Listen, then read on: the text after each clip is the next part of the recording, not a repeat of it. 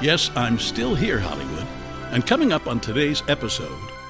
During the height of the red carpet and fashion police, people would get pissed. And as I used to say, when you're making $20 million a movie or $1 million an episode, and you're getting everything for free, and you're wearing dresses that are made for you that are, $20,000, $30,000 couture gowns, and it's award season and we don't like one of them, after all the parties and all of this, that we don't like one of your dresses, you probably take yourself way too seriously. I just said, whomever he marries, all of Grandma's silver and jewelry and all my parents' art, if it comes with you, it goes with you. This is not for your first wife to keep. We are not going to court to argue over your great-grandmother's silver that she smuggled out of Russia. And to this day, people come up to me and burst into tears, which is very odd. It got very hard in the beginning because I was having to comfort all these people and all these strangers all the time. You hear the term like father, like son a lot. But come on, what year is it? Like mother, like daughter is often much more fitting, especially for today's show. Because there was one mom-daughter team that ruled television for a while. The mom was one of the most famous comedians in the history of stand-up. The daughter, a chip off the old block. Not with comedy per se, but with an unvarnished honesty that related to viewers. This is Still Here Hollywood. I'm Steve Kmetko. Join me with today's guest, producer and host and friend, Melissa Rivers. I was going to sit down and write questions, and then after we talked yesterday, I thought, Why? Right. I just want to have a conversation. So I don't have anything formal written down. I can start us off. Okay. 'Cause I just remembered this. Actually, I always think about this. You were the first one who had the information. You made the announcement when Cooper was born. Oh, I did? You said, the E family tree just grew another branch today. Oh. How about that? Because we told E, obviously, First. And I still remember that. And tell me now, how old is Cooper? 23. Oh, and then you said, Joan has survived and Melissa's doing fine too. You said something like that, it was something very funny. And I remember you went, and Melissa's fine too. It was probably written for me. It doesn't matter. I'm not that clever. But it was, it's the weird little things you remember. And it was when the set was all white with the goldfish. With the goldfish.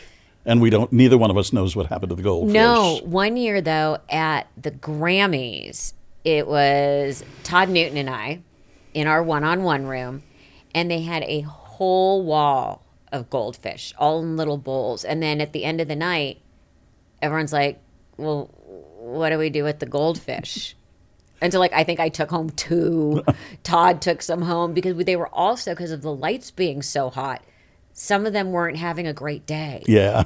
Yes, I know that feeling. Yes. So, one of the things I would like to know, tell me what you're doing now. I know you're doing a podcast yourself. I'm doing a podcast called Melissa Rivers Group Text. And it basically started out as more opinion-driven and conversational, and now it's basically conversations with celebrities. Are you enjoying it? I am. I didn't think I was going to be, and I think I went through a phase where I didn't, and now I really do. And I don't know if it's because I figured out what my audience likes. I don't know if I'm just getting different kinds of guests, but I do know, and you should know this too, I've had one foot on either side of the interview process, or as I say, the red carpet, forever. So I find that people can have a different kind of conversation with me in the sense of there's nothing that sure, there's stuff people can surprise me with, but I feel like there's such a familiarity that I can ask things and laugh at things that no one else could say or do. Just because everyone's aware I've lived this sort of weird double life. Well, and you've seen it all up close. My mom went into labor on stage. So it's like, everyone's like, how long have you been in the business? I go, I suppose in utero. I don't know if that counts. I seem to remember your mother being pregnant and doing her acts. That was a correct memory I Yes. had. What was it like being Joan Rivers' daughter? I get asked that all the time as well. And I never know how to answer it because it's the only mom I ever knew. People say, what was your life like? Did you want to? It's like, it's not like I went to the neighbor's house and lived there for a couple weeks and came back and went, well, I choose this. My parents made such an effort. I always think of it as the separation of church and state. It was always the career. It was a family effort. And my parents actively worked to make a very traditional home life. So there was like the fake life and the real life. So people say, what was it like? I'm like, was there a whole different half of our life?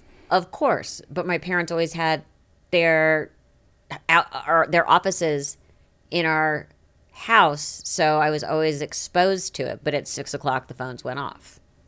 And we sat down to dinner every night.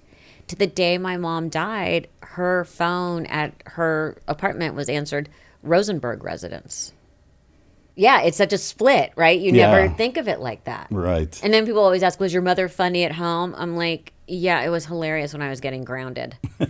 Ooh, give me those keys. My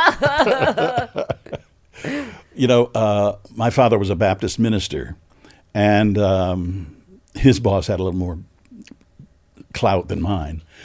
But I used to get jealous because he always seemed to have time for his parishioners every night of the week. He was at a hospital or a meeting or something like that.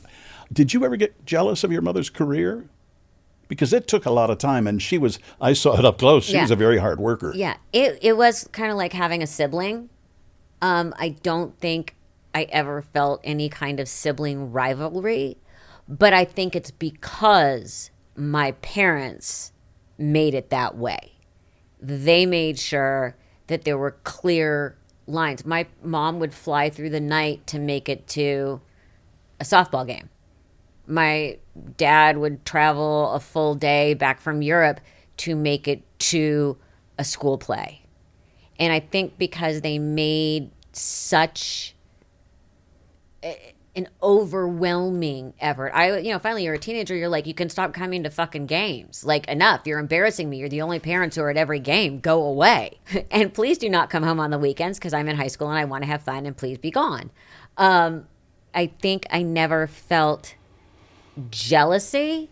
My mom always used to say the most frustrating thing for her was I never got credit, nor will ever get credit for what I've accomplished and what I've done, especially in those years. Yeah, but you know what? When I go through Facebook or Instagram now, there's always frequently mentions of your mother and how much people miss her. Always. I still have people who come up to talk to me and burst into tears. And when Steve, my fiance, and I first dating, I think it was the first time we ever went to the movies together. And we were walking into the theater, and all of a sudden I hear, oh my God. And it's someone who had worked at E, who I didn't remember or knew, sees me and bursts into tears. And then it's like, oh my God. And we go through. And Steve, it was like our fourth date, looks at me, he goes, does that happen? I'm like, yeah, it does. And to this day, people come up to me and burst into tears, which is very odd. It got very hard in the beginning because I was having to comfort all these people and all these strangers all the time. And what would be the word? Not trying, and not debilitating, but it did hit a point where that was like exhausting. Exhausting. And I would stop going out. And airports became minefields. It's nice, though, to hear you have a respect for it when you could easily be resentful. Yeah. But because it was always so clear, my mom's career was always referred to as the career. It was never her career, my career, And like when we started working together, it was still the career. So I think it was always instilled in me that to have that kind of success, you have to have a team. No one can fly solo. And I think that in my head, it was another entity. It was another family member. When you lost your father, how did you get through that? Suicides. You were a sophomore in college, right? I was going into my sophomore year in college. Suicide's complicated. And I'm a big advocate for suicide prevention. I'm the co-chair of the board of D.D. Hirsch Mental Health Services and Suicide Prevention, which is, this year I think we became a $100 million agency, which is very exciting. I do not know why I'm allowed to have all this responsibility, because luckily I have a co-chair who's very, very serious and runs everything, on the schedule and checking stuff off. And I'm like, okay, next up, so it seems to work. How do you get through it? Grief is grief is grief. That's what I always say to people. But different kinds of grief come with different kinds of baggage. And suicide comes with a lot of very complicated questions. But I come from a family where you just keep going. It was also public, though. And at the time, things like that were not public. It wasn't TMZ. It wasn't 24 Hours News Cycle. It wasn't any of that. And that, I think, was the hardest part. For me, was the complete and total, for the first time in my life, feeling like I was stared at all the time. And felt like people would kind of point and whisper, and people not knowing what to say to me. And some days I couldn't get out of bed, and some days I could. And I went back to school 3 weeks later. And I think that forced me into, some days I could take one step, some days I couldn't. My grades weren't the best that year. And socially it became very awkward because, again, everybody knew. But you just go. What do? You can't lay down. Can't give up. 19 years old. And my family, as you know, we're not quitters. No. We're like frickin' cockroaches. It's going to take a lot to really get us to stop. But what's interesting is something that was one of the most horrible things in my life has turned into something that has given me such purpose on a philanthropic side. Did you ever wish that you'd had the opportunity to talk to your father? Of course I did. Did you go through a period of all the things I wish I'd said kind of thing? Not then. I think I would have made some different decisions. And I think, the lack of maturity. I wish I had said certain things. I wish I'd had made a couple different phone calls. I wish when he left for Philadelphia that I wasn't sound asleep and he just came in and said goodnight. Bye, I'm off. Obviously, I've known I would have done something differently. Mm-hmm. But back in the time, mental health was not a big topic. It was still something to be embarrassed about and shameful and all those things. And then people started talking about mental health, and now people actually talk openly about suicide. So we've come a long way. Grief is a hard thing to get through, and everybody goes through it differently. And that's why I say never judge anyone when they're going through grief. But sometimes you have people that stay grieving so long that you want to pick them up and go, okay, time to get it together, because the person who died would not want you sitting here in a puddle. I had a sister who came out to visit me here in Los Angeles in 1990 and went swimming in my pool while I wasn't home. She was alone. She had an asthma attack and drowned. I came home from work to find her. And that's rough. It was real rough. And every year when that date rolls around, even through a year, things happen and you wish they were here to talk to her. I find that much more with my mom, because I was an adult and a mother and had been through so much more in life. And what gets me crazy is there's just certain things that I don't have her to share with. I don't, and the jokes and the history and the people that she'll be like, well, you're not going to believe who I ran into. And having those inside jokes of, one of our last conversations, she ran into someone that day, and she's like, well, I ran into so-and-so. Now, let me tell you, they were wearing something that I thought to myself, how do I not say you're a little long in the tooth for this? And like, I'd be the only person who knew the person and got why it was funny. Or, that's what gets me crazy, that I can't pick up the phone and go, that goddamn son of a bitch, and they're trying to jerk me around. Or, my mom used to be like, I'd call it, she'd call me and be like, I hate everyone today. Where I would call and just be like, not your turn, I love the phrase long in the tooth. I use it about myself all the time. Yes, we all do. Long in the tooth. Has aged out of a crop top. Yes. It was like one of her friends was like in some crop top. She's like, what the hell? You're, in your 70s. I don't care how good your abs look and that it touches the top of your pants. Don't put your arms over your head. Nobody wants to see it. I went to see your mother shortly before she passed. She was at my alma mater in Chicago at Columbia College. She came to address the student body. Oh, well, that's always a solid choice. She was so funny. When do you miss her most? I think it's different. With my dad, when something big happens, I'm like, God damn it, he should be here. I miss my mom most for those inside jokes, for the fabric of the history of your life, that we could reference a relative and know exactly why it was funny or exactly what it meant, or in business or someone, because you would always call me like, can you believe this shit? That's what I miss. That's when I miss her the most. Not so much when things are bad, but when things are good, or that she'd be the only person who understood why something was so funny. Those are the times that are hardest for me. Well, and her not planning my upcoming wedding, because, that was like her thing. My first wedding, I'm just like, go do it. I don't care. So and that was a production. Yeah. Well, and I'm I have discovered that giving up the power on that was probably one of the smartest decisions I ever made. Because, like you had a choice? Yeah. But, she would come with choices. This, or this.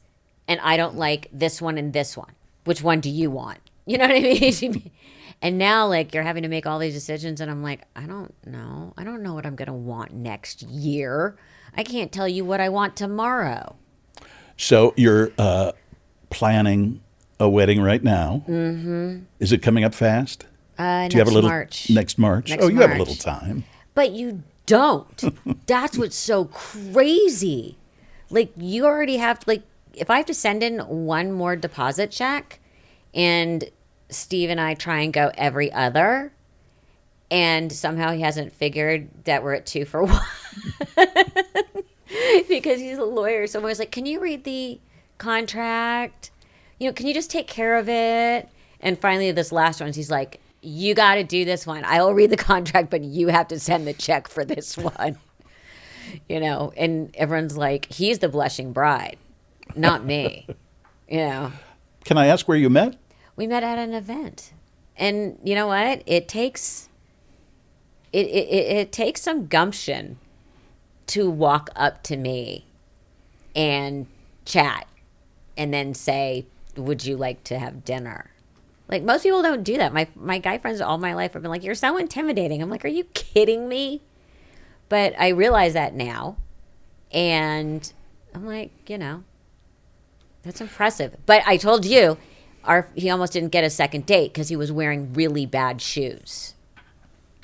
Really bad shoes. And that makes a difference, huh? Look who you're talking to. Come on. Let's be serious. It was like, oh, good.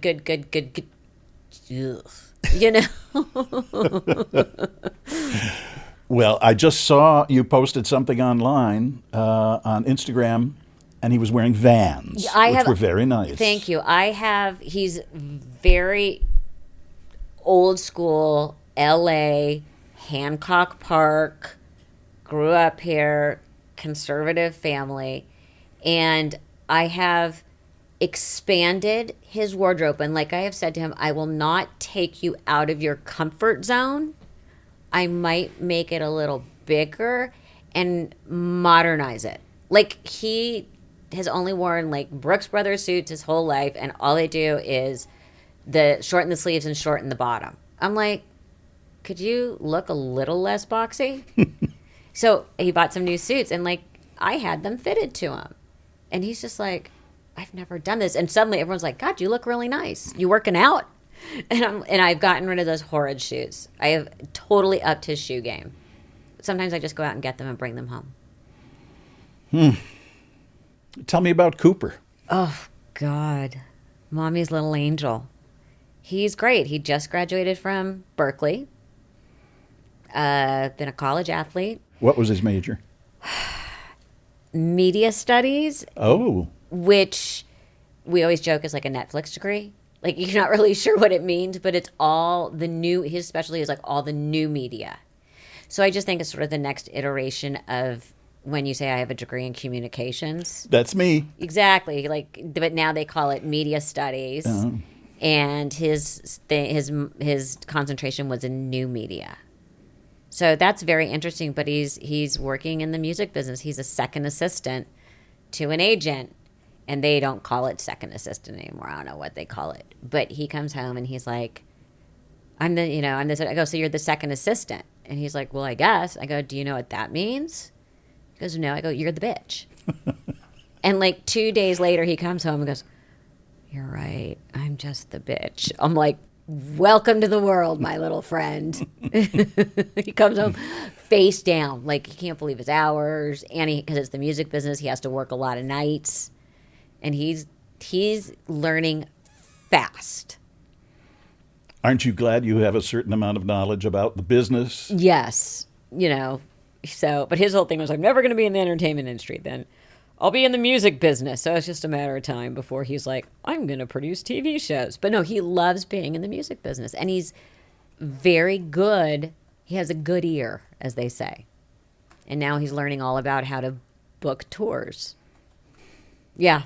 He's an adult. He is a full-fledged, functional, for the most part, adult human being. And not that screwed up. So I'm kind of proud of that. Yeah, you should be in this town. Yeah. Any possibility he might make you a grandmother one day?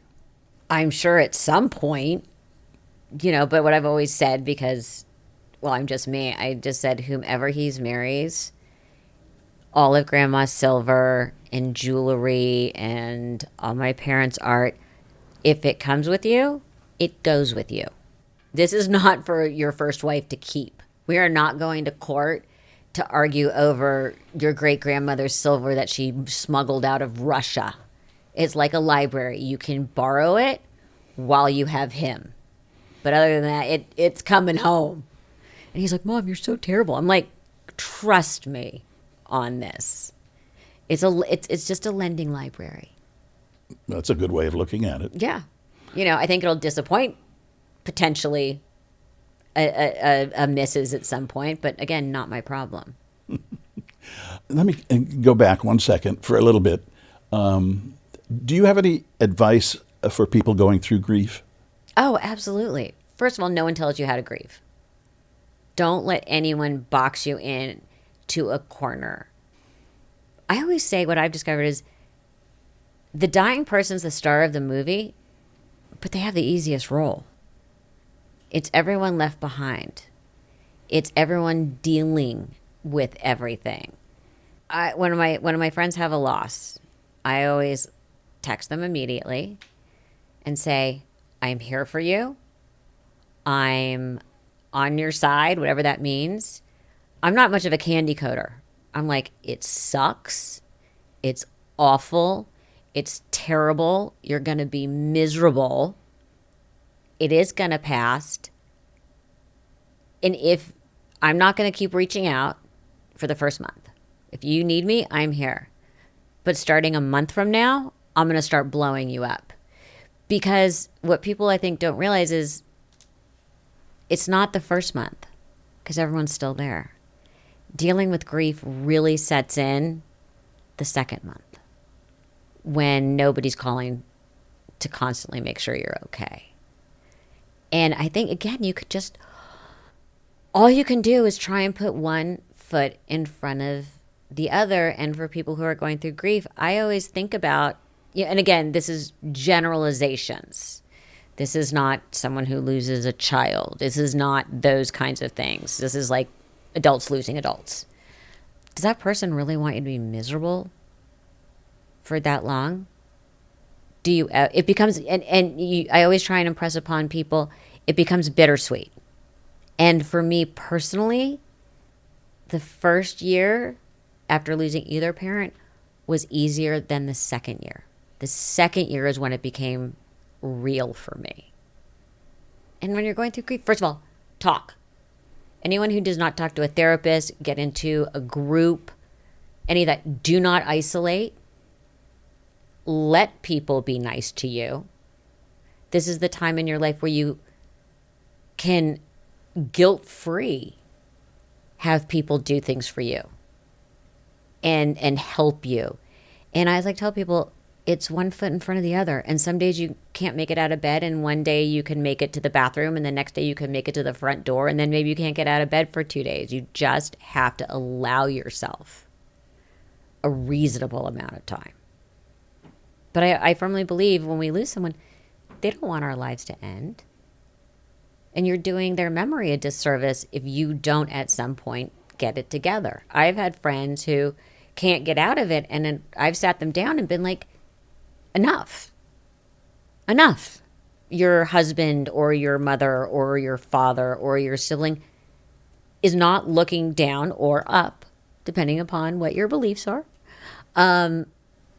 wanting you to be miserable for the rest of your life. And I think that's such a hard mindset. And as I say to people, I don't candy coat. When I hear it and someone's, I go, let me just tell you right now, it sucks, it's terrible, it's awful, it's miserable, it's wrong. Oh, don't tell me they're in a better place because I'm in a shitty place. Yes, are they in a better place because they're out of pain? Yeah, well, now, I'm not in a better place. And just, I tell people, I'm like, don't candy coat it. It sucks. It's fucked up. And I think very often my advice to people is own that. Own it. It's okay. It's okay to say this is awful. And I think too many people try and candy coat. When friends talk to them, they try and like, oh, it's like, no, this is horrendous. But own that and get through it. And that's where people get stuck. And that's why you need support groups, and that's why you need therapy, and that's why you need friends, I hope like me, who say, I'm here, I love you, this sucks, you reach me if you need something, I'm here 24/7, but just know in a month from now, I'm going to be blowing you up, because that's when you need people, when everybody goes home. I think that's very good advice. I think on both sides. Hey, curious. I hope that was helpful. Yes, it was. I think so. And that's all that matters. By the way, I'm the only one you're talking to right here. Excuse me. It's your show. Hey, do you ever have people who you and your mother may have dissed a little bit on the red carpet? Mm-hmm. Are there people who still remember? Oh, I'm sure. But they don't come up to you and say...